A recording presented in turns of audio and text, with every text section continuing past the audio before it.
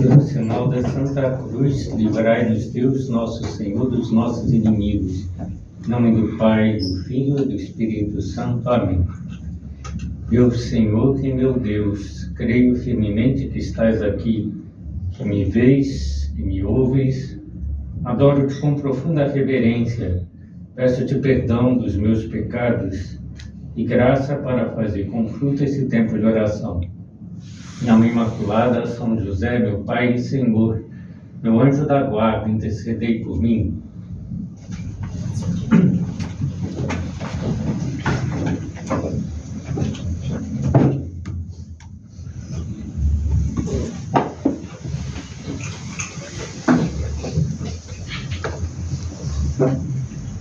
Nesse recolhimento de maio, queremos nos colocar diante de Deus com simplicidade, sinceridade de vida, pedindo que o Espírito Santo ilumine a nossa vida cristã.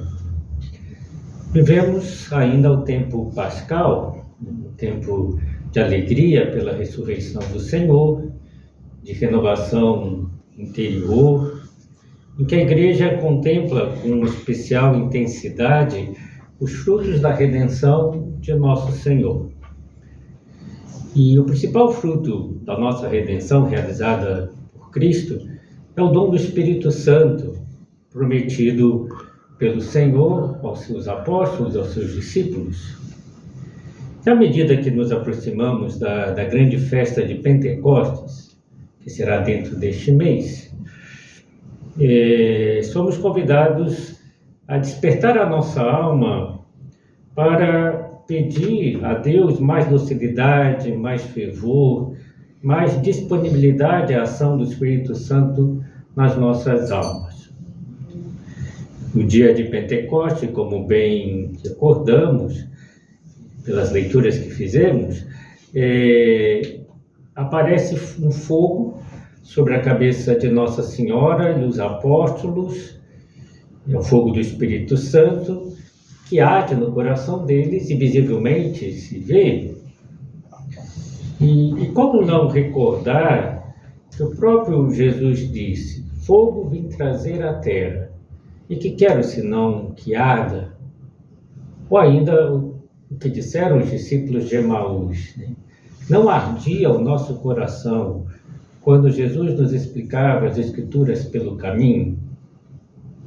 Então esse recolhimento quer ser um convite para pedir esse fogo santo, que aquece o coração, que anima a nossa fé, que ilumina a nossa inteligência, que move a nossa vontade a uma entrega mais generosa a Deus.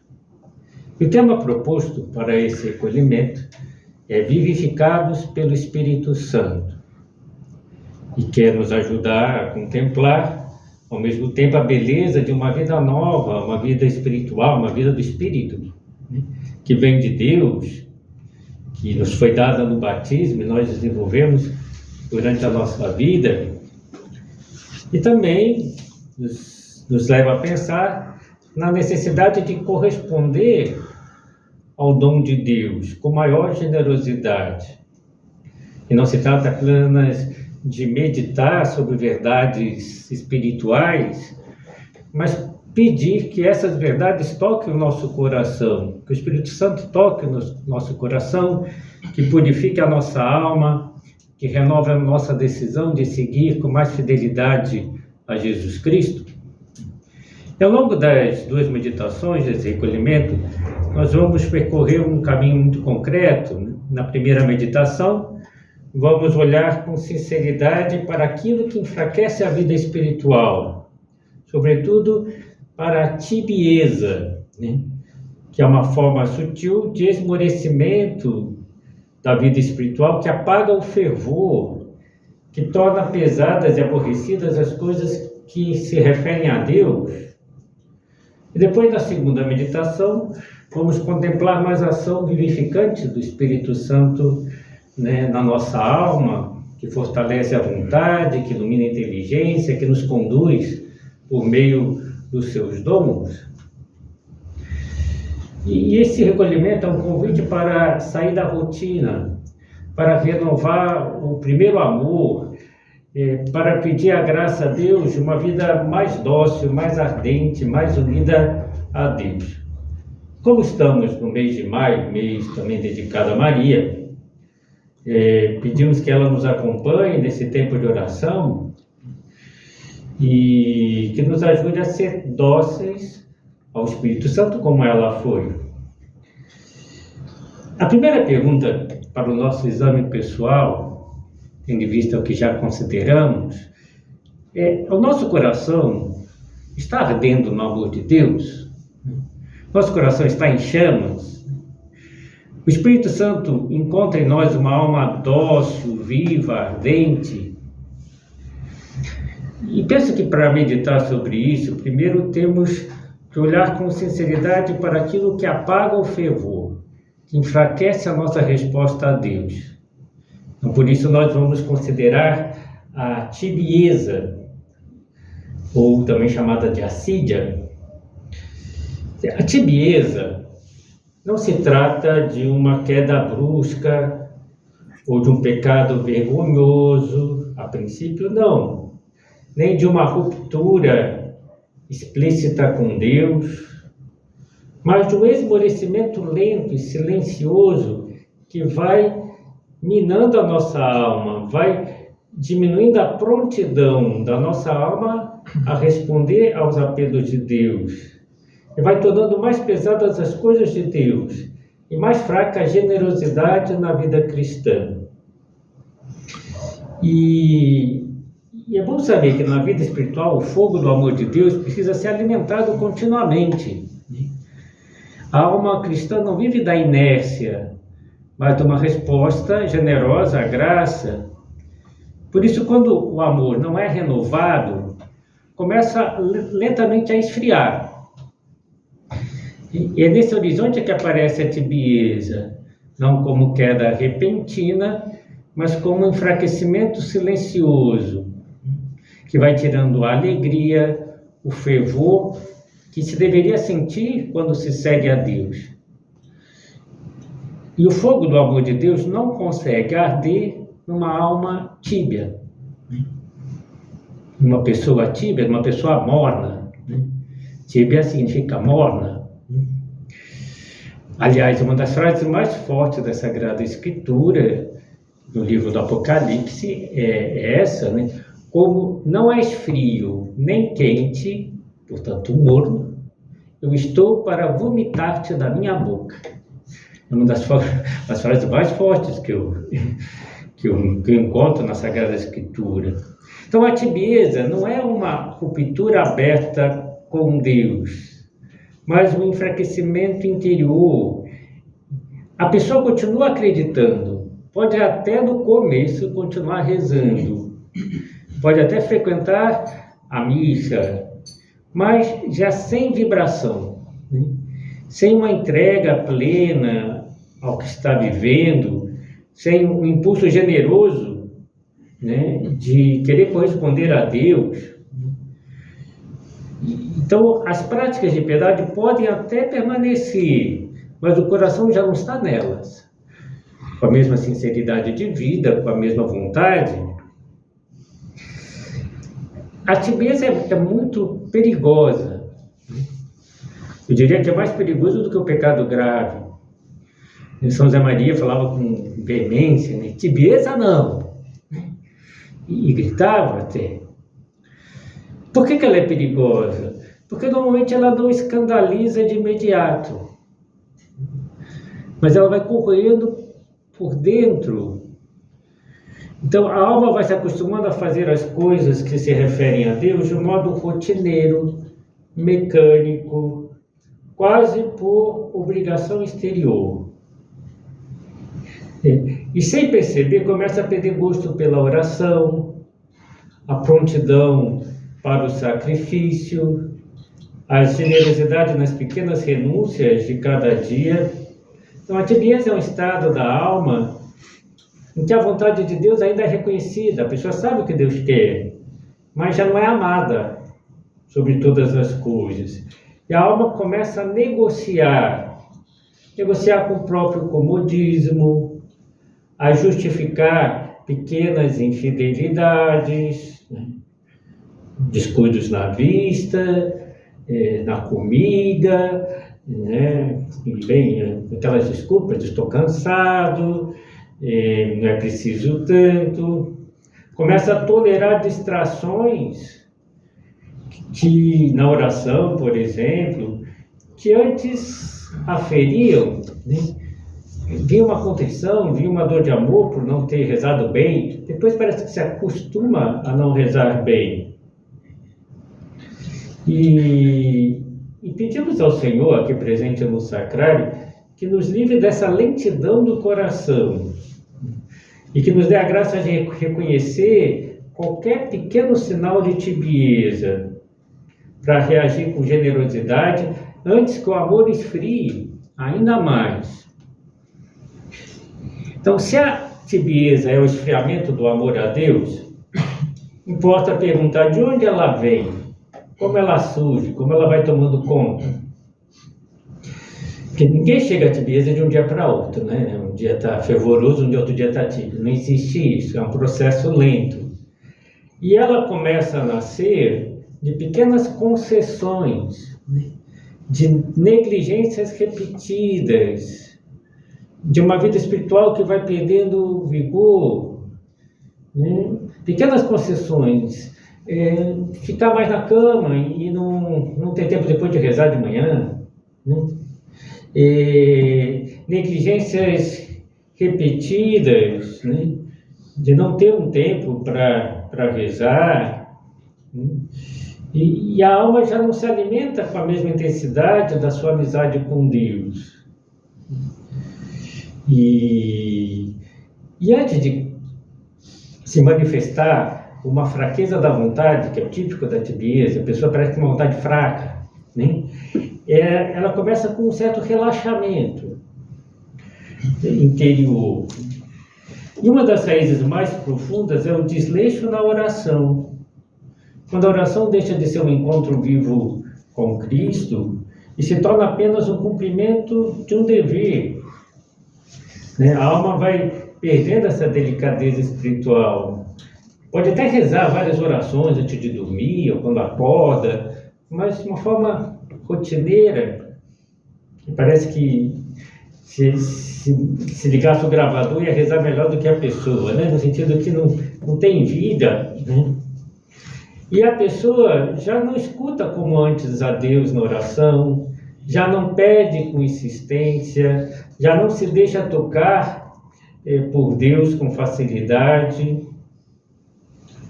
E a alma fica dispersa em muitas coisas. Então, outra raiz da tibieza é a rotina sem amor. Há uma grande diferença entre a perseverança e simplesmente repetir com rotina. Perseverar é uma manifestação de amor, né? Como eu amo, eu persevero, né? A perseverança alimenta o amor, né? É fruto do amor. Agora, a repetição mecânica, ao contrário, pode sufocar o amor. A pessoa continua fazendo o que deve, mas sem atenção, sem desejo de agradar a Deus. Parece que a alma já não participa com a mesma intensidade. Um terceiro aspecto que ajuda a criar um estado de tibieza é a familiaridade com os pecados leves ou com pequenas faltas, né? Então a alma vai deixando passar omissões, coisas que deviam fazer e não faz, descuidos, né? E não só na vida espiritual, mas na missão que Deus nos confia, descuido no trato com a esposa, omissões em coisas que deveria fazer em casa, na educação dos filhos, infidelidades aparentemente sem importância. Por exemplo, não fazer um exame de consciência à noite para ver como foi o seu dia. E como se aquilo não tivesse importância diante de Deus. E aquilo que antes causava dor, que levava a pessoa a reagir, passa a ser tolerado com facilidade. E pouco a pouco a sensibilidade espiritual se enfraquece. E a pessoa começa a se acostumar ao que deveria combater, aos pecados veniais deliberados, e depois vai cair em pecados graves também, né? Por isso a tibieza se alimenta muito mais do hábito de ceder do que uma decisão contra Deus, né? Não é que vou abandonar Deus, não é ninguém fala isso normalmente, né? Mas vai cedendo em poucas coisas e vai se afastando de Deus, né? Então vai criando uma atmosfera interior onde o sacrifício parece excessivo, a exigência espiritual parece pesada, né? Por exemplo, confessar é muito pesado, né? Eu não gosto de confessar, né? É a maneira de limpar a tua alma, né? A generosidade parece reservada para outros tempos ou para pessoas heróicas, né? Quando vê a vida de um santo, falam, isso aí é para pessoas muito especiais, né? Isso daí não é para mim. E a alma começa a viver uma espécie de meio termo, perigoso. Não abandonou o caminho para Deus, mas não avança com fervor. E há um efeito muito perigoso da tibieza, que a alma passa a conviver com uma espécie de auto-engano. Como não caiu de modo escandaloso, né? Fica em paz, uma paz falsa, né? Como ainda conserva algumas práticas religiosas, se imagina fiel. Não, eu sou fiel, eu rezo de vez em quando, né? Eu vou à missa de vez em quando, né? E como não abandonou totalmente a vida espiritual, pensa que não há motivo de preocupação. Mas por baixo dessa aparência de normalidade, não há vida espiritual verdadeira, profunda. Então, devemos pedir ao Senhor que nos permita perceber os frutos da tibieza, antes que ela nos adormeça por completo. Vejam, a tibieza não enfraquece apenas o fervor da alma. Ela, de um modo muito particular, nos faz perder a sensibilidade para as inspirações de Deus. E tem um livro que vale a pena ler, que chama Tibieza e os Dons do Espírito Santo, escrito pelo padre Francisco Faus, de saudosa memória, né? Ele relaciona a tibieza com cada um dos dons. Não com os dons, com a perda dos dons, né? Que uma alma tíbia deixa de se observar os dons de Deus. E esses dons, Deus dá a todos nós, batizados, né? E mais ainda se somos crismados, né? Temos esse dom de uma maneira mais elevada, às vezes a gente nem percebe, né? Outro dia, conversando com uma senhora, eu dizia, padre, outro dia, né, eu estava caminhando aqui por Florianópolis, parecia que tudo me falava de Deus, né? A beleza da natureza, parecia que Deus estava gritando para mim. Aí eu falei, isso é o dom da ciência, né? Que a gente vê a Deus nas criaturas.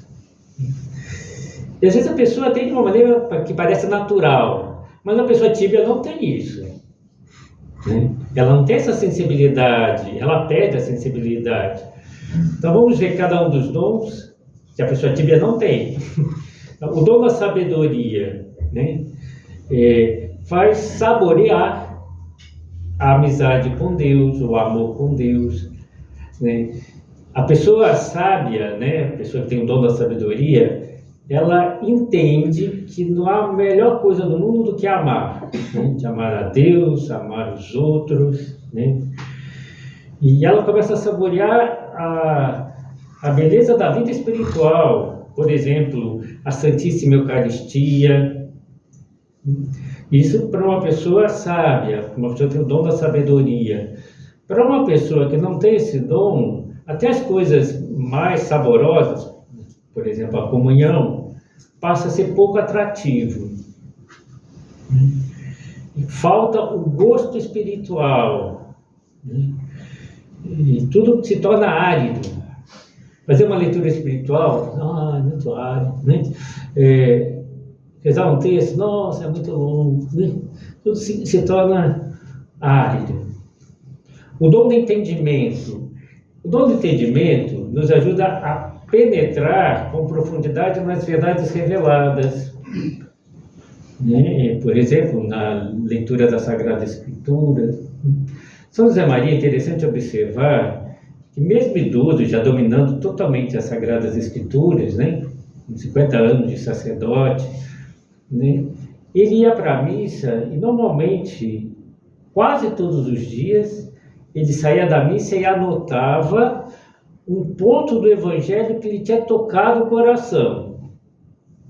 Então, mas um sacerdote com 50 anos, né, é o dom do entendimento. Ele conhece a Sagrada Escritura, mas Deus lhe fala de uma forma muito especial naquele Evangelho, naquele dia. Né?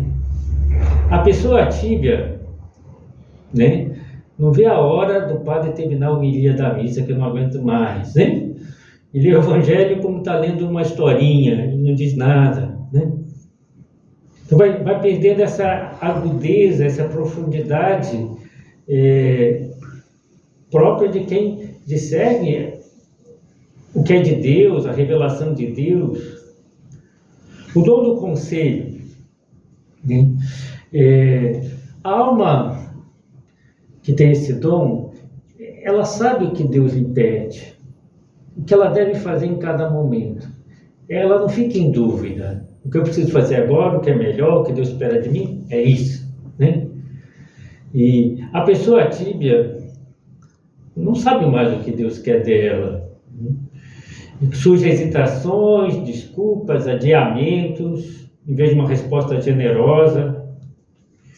E começa a achar que o melhor é o comodismo, é o descanso, é a perda de tempo.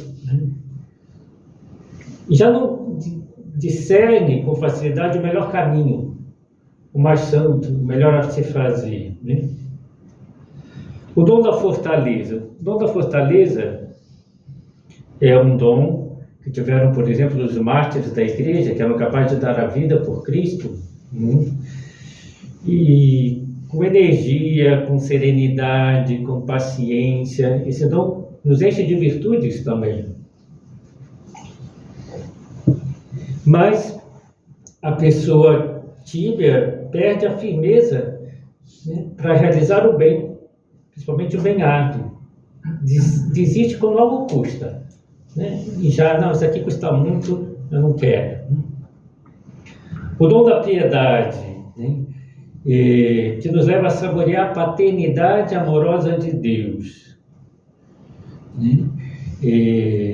A alma tíbia continua sabendo que Deus é Pai, pode até rezar o Pai Nosso, mas já não se move com a mesma ternura diante de Deus. Né? A oração perde espontaneidade, a confiança diminui, o abandono menos ainda, ela quer ter controle da sua vida, em vez de saber que a sua vida está nas mãos de Deus, de um Deus que é Pai, que faz com que tudo concorra para o nosso bem. Né? Só que a pessoa não vê isso, essa paternidade amorosa de Deus.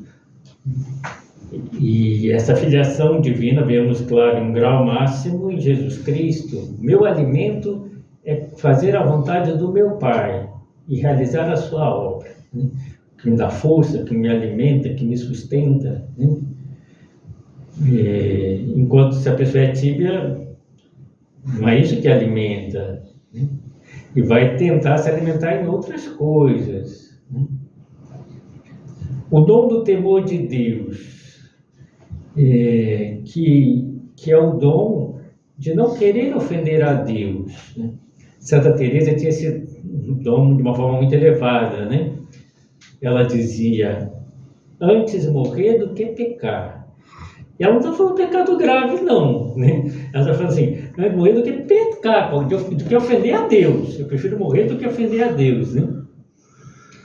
E E a tibieza, quando ela cresce, ela acaba com essa sensibilidade, né? E a pessoa já não se importa com os pecados leves. Às vezes pode até pensar, isso não é grave, né? Absurdo, né? O dom da ciência já dizia que nos leva a contemplar as coisas criadas com relação ao fim último que é Deus. E a alma morna, tíbia, corre o risco de absolutizar o que é passageiro, a relativizar o que é eterno. Então a pessoa começa, em vez de buscar Deus, começa a buscar o mundo, as suas seduções, busca o prazer como fim da vida, e já não vê as coisas na perspectiva de Deus. E a tibieza tende a produzir um dos efeitos mais profundos, que é a divisão interior. A alma que não se entrega inteira a Deus procura guardar uma parte do coração para si, como se pudesse servir a Deus e a outras coisas, a ídolos, falsos deuses, né? Então, é um tema que, infelizmente, a gente encontra às vezes, né, pessoas que levam uma vida dupla ou tripla, né? É um em casa, é outro na rua, é outro nas redes sociais, né? Então, falamos, mas como pode ser uma espécie de esquizofrênico? Parece outra pessoa, né? Normalmente vem pela tibieza, né? Essa ruptura da unidade interior, né? E no coração dividido, sempre há uma negociação constante. Por um lado, reconhece a verdade de Deus, a beleza da vida cristã, a grandeza da educação cristã, e por outro lado, busca o seu eu, as suas preferências, os seus caprichos, os seus gostos, os seus pequenos apegos, e tenta fazer uma média, né, entre uma vida cristã e uma vida mundana. E que não é possível, não pode ser compatível. Bem, vamos encerrando essa primeira meditação do recolhimento, pedindo ao Senhor que nos livre de ter um coração dividido, né? Que nos faça inteiros, verdadeiros diante de Deus, né? Que não vivamos de aparência, mas sim de uma verdadeira e profunda vida espiritual. E não basta reconhecer, puxa, eu acho que eu estou verificando tibio mesmo, né? Não, é preciso pedir a Deus, confiar na misericórdia de Deus para sair desse estado. O remédio para a tibieza sempre foi generosidade. Se queremos sair da tibieza, ser generoso em tudo, né? E não se deixar levar pela acomodação, por uma vida de fé sem fervor. E como sair dessa situação? São José Maria aconselhava o amor à Nossa Senhora. Estamos no mês de maio. Ele dizia no livro O Caminho: o amor à nossa mãe será sopro que atice em fogo vivo as brasas de virtudes que estão ocultas sob o rescaldo da tua tibieza. Vou explicando um pouco esse ponto, né? Se o fogo do amor de Deus está se apagando como um carvão que deixa de ter labaredas e vai esfriando, o sopro, acho que todo mundo já soprou ou abanou um carvão, né? O fogo volta a acender. Assim, né? O sopro de Nossa Senhora fará que o amor de Deus volte a se inflamar na nossa vida. E pedimos a ela que ela sempre sopre na nossa vida com esse sopro do Espírito Santo.